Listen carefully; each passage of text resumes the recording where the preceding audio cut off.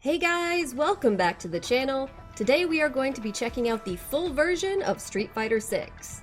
Before we get started, I want to give a huge thank you to Capcom for providing me with an early access review copy of the game so that we could check out all of the details. We're going to be looking at the 3 primary modes of the game here. This includes Fighting Ground, which I'm going to go into the most detail about, Battle Hub, which you guys have probably seen quite a bit about at this point, thanks to the betas.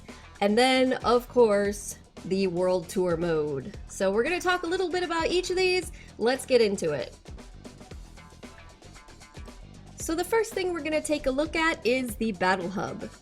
Now, if you played any of the betas, or if you watched any footage from somebody else who participated in the betas, here's a little bit of footage of me playing in the last one. You're going to be pretty familiar with this, so we're going to spend the least amount of time on the Battle Hub, but I do want to touch on a couple of the basics.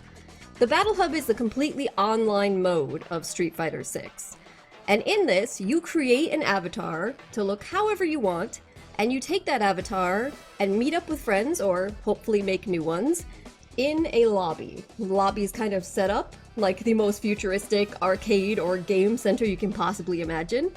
And you can go and sit down at cabinets and play short or long sets, however long you want, against opponents. And you can also spectate if you want to watch some other people playing. Now, as a very nice touch, you can also dress up your avatar in different ways. There is a little merch shop off to the side in every single lobby, so if you've acquired in-game fight tokens, you can go and acquire things like, on my avatar, you'll see I've got a little beanie, I've got some fancy sneakers. So you can try to make them look as much like you or as weird as you possibly can, as you can imagine. You also have the opportunity to play some classic Capcom fighting games at cabinets that are put off to the side. So basically what this means is you get a lot of free games included as part of Street Fighter 6, which makes it a really good deal. Now, one possible critique that I would have is that I would be very displeased if this was the only way that you could possibly get matches online against other people.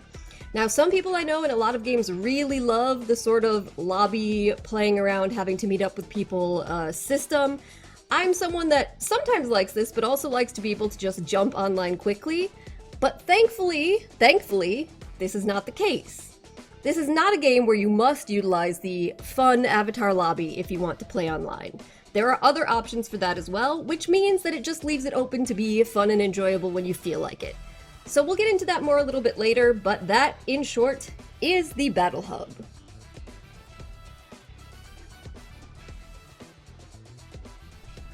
Next up, we're going to look at the World Tour mode.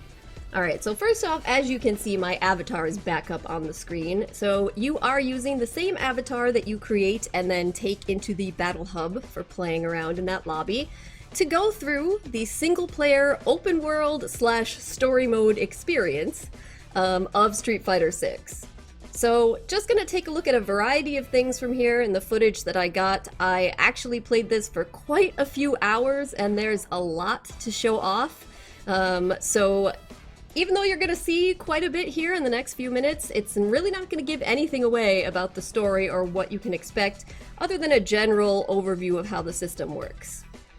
So, in the World Tour, you play as your character, your avatar, rather than as the Street Fighter characters. So this is, I feel like, a unique, fun idea for them, and you also have this open world sort of opportunity to move around and make choices for yourself. Your character ends up moving through this world, undertaking missions given to you by different people that you meet that progress the story mode.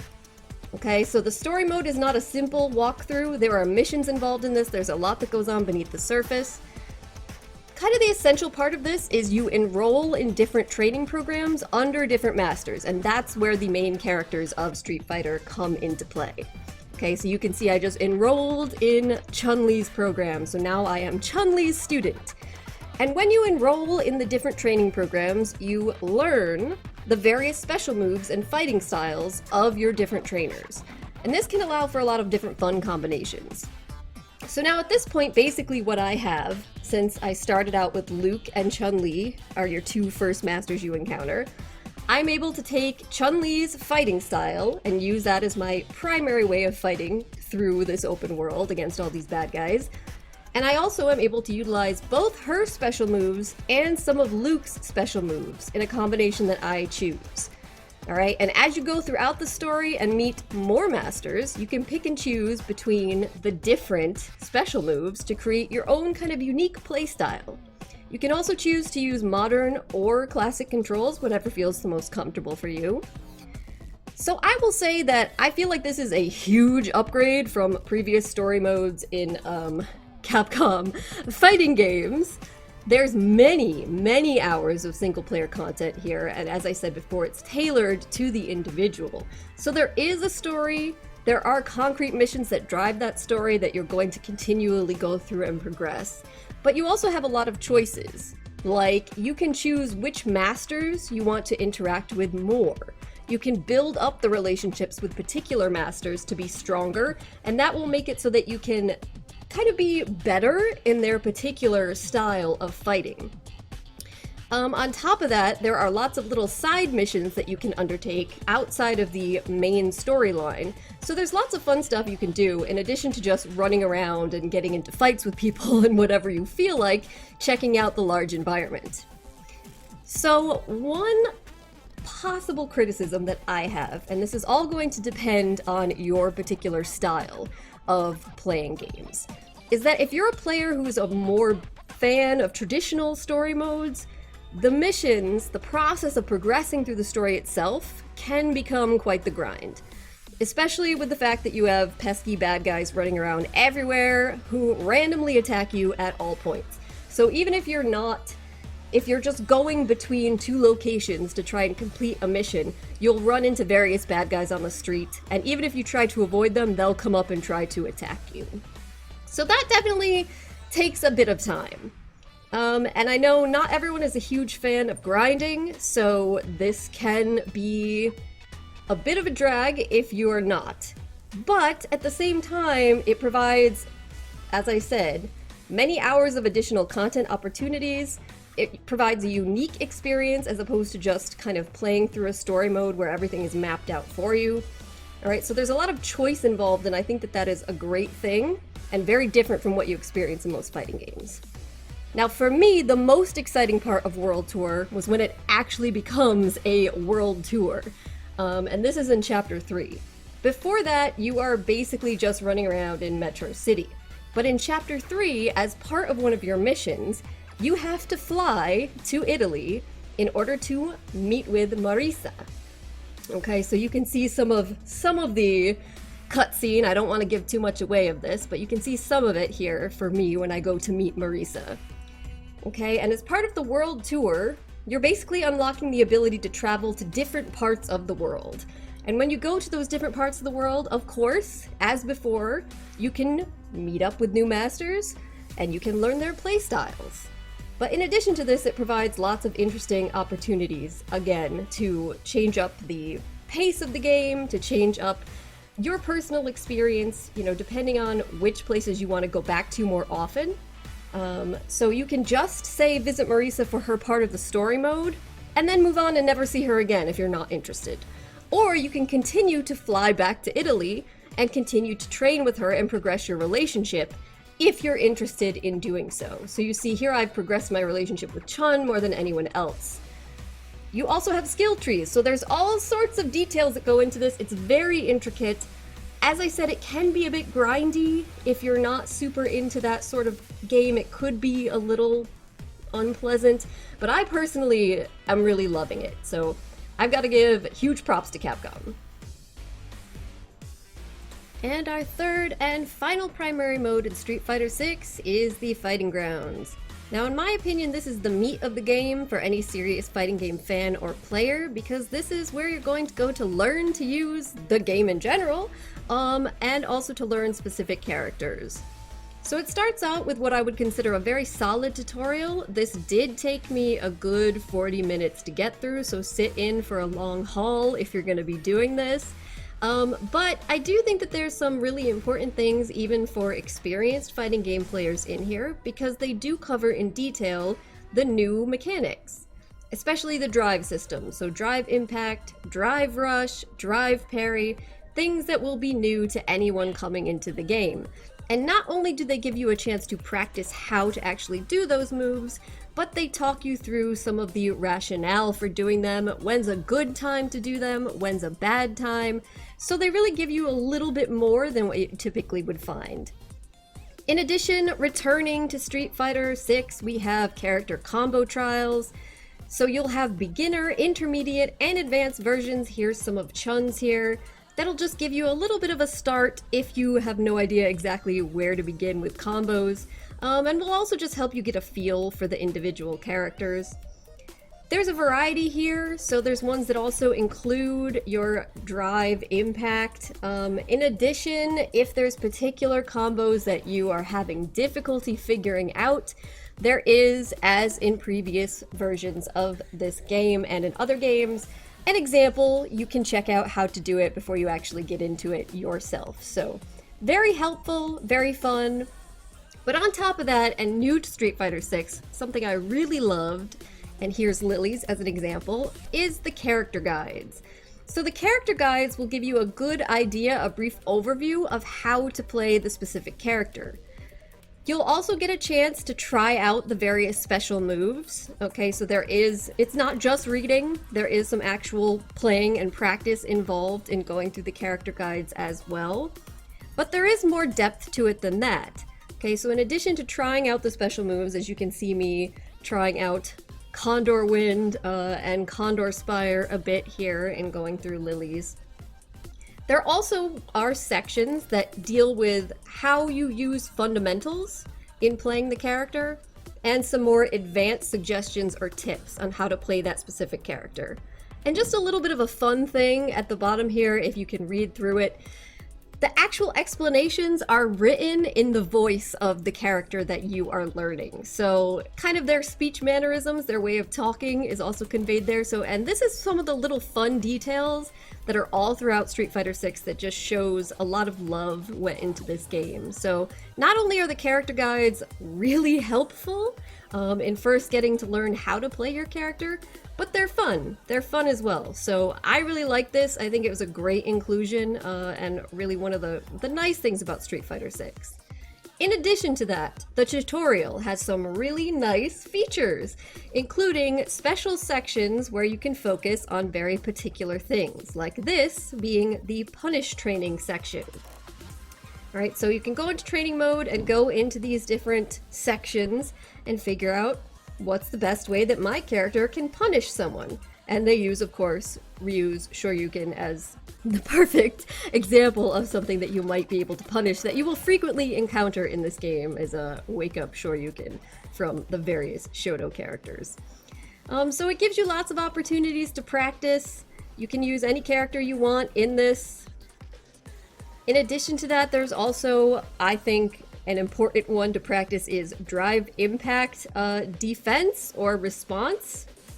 So it will have Ryu do a drive impact, and then you have the opportunity to react to it. So you can practice reacting as quickly as possible to drive impact. You're going to be hit by so many drive impacts if you're playing this game that you really want to make sure you get your practice in. And of course, you can practice timing how to respond with your own drive impact, or blocking, or just a variety of other things.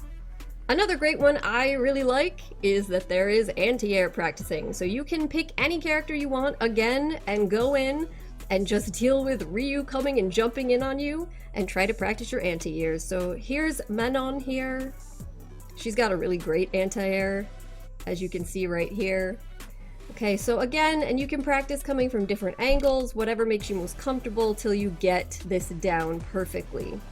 Now, these are all things that you will find that you can do in any fighting game in the training mode, but usually you have to set up the characters to do these things yourself. And this is a good opportunity for new players that don't know how to do that. It'll set it up for you, so you're really ready to go. In addition to this, in the fighting grounds, we have the traditional arcade mode. Okay, so I'm going to show you a bit of Cammy's here. There's 5 stages or 12 stages as options. You can go with different difficulties as well. We're just on normal. And these are fun. They act as arcade modes typically do. You can see a little bit of some story images that you'll get at the beginning and then throughout the course of the arcade mode. So in addition to the actual big story mode that we have as part of the World Tour, you also will have little individual stories that each character will go through, and that is in your arcade mode. So please excuse my 5-minute Cammy gameplay here, going up against Marisa. The first stage in the arcade mode, of course, being simpler CPU level 3, and then as you progress throughout the arcade mode, they get increasingly difficult. One other thing that I did really like about this is depending on which character you choose to play your arcade mode with, the final boss, so to speak, or the end character that you have to fight will be different, and it will be tailored to the particular character that you're playing. In addition, in arcade mode, we have the return of bonus stages, which if you've played the older Street Fighter games, you'll be familiar with the idea of having to go in and beat up well, here you have a truck, but cars you've had in the past, so just fun stuff that you can do in addition. This also, another section in the fighting grounds they have, which is similar to this, is extreme battles, so just fun little gameplay modes, things that add on to the overall experience. And of course, this is also where you will find the versus mode, where you can play either one game against the CPU. Here we have Jury versus Marisa doing just that. Or you can play against a friend at home. Alright, so there's regular one-on-one versus. There also is the return of offline team mode, as you also find in Street Fighter V. But again, that's something you can only play offline. You can't play team mode online. Unfortunately, would be fun in the future maybe to have something like that. But it is still a cool addition, especially for somebody that wants to play a lot of stuff individually or just with friends. And then one other thing I wanted to talk about with Fighting Grounds, I briefly mentioned earlier in my discussion of the Battle Hub that I would not like it if you had to go into a lobby to get matches. Here you can see you can easily go online in ranked casual matches or make your own room, so you have lots of options, which I really appreciate, and I'm grateful to Capcom for giving us this. Now I do have one concern going into this, and that is that there does appear, if you go into the rewards section of the menu, to be fighting passes planned. Seasonal perhaps, I don't know, monthly, seasonal, but there are going to be fighting passes in place for Street Fighter VI. And we haven't heard anything about this currently. It hasn't been discussed prior to the game's release.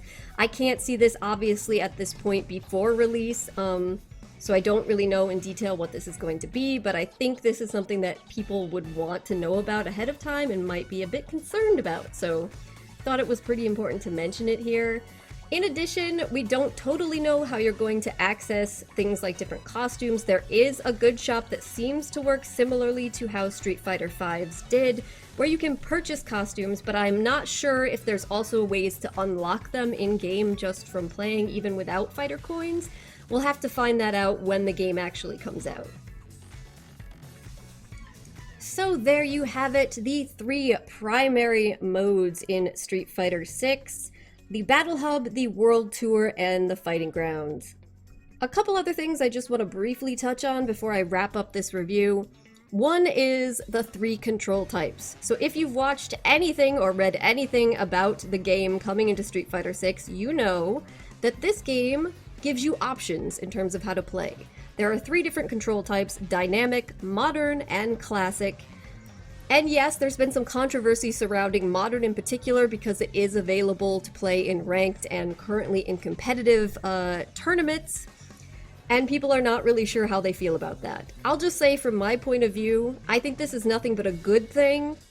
It provides new players a comforting way to get into the game and stick with the game if perhaps they're intimidated by a lot of the classical movements, motion inputs. And from what I've seen so far, it doesn't really seem like modern controls are going to throw off the balance of the game too much.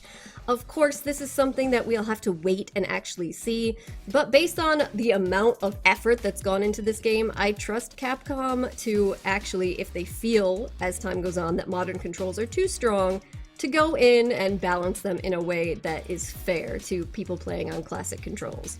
So considering the benefits as accessibility tools and how it will be welcoming to new players, I'm all in favor of the different control types.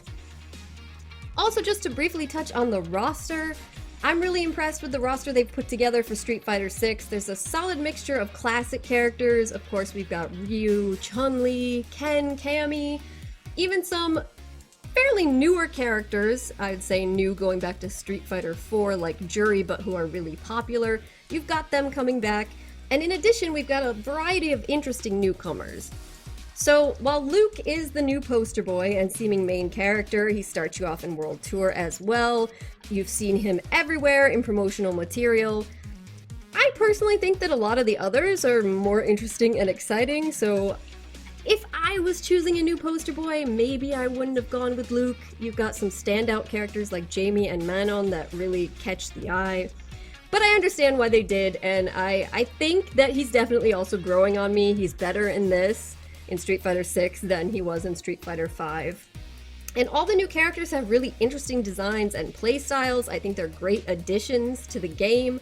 So I'm really impressed and pleased with the roster that they have here. As for the actual gameplay itself, so if you're rating any fighting game, you want to talk about the actual gameplay. Now, I'm very new to this, and the game hasn't been out long enough, in my opinion, for people to really critique how good of a fighting game it is. But I will say that I have thoroughly enjoyed myself playing the game. I feel like it's really smooth. I get addicted really easily.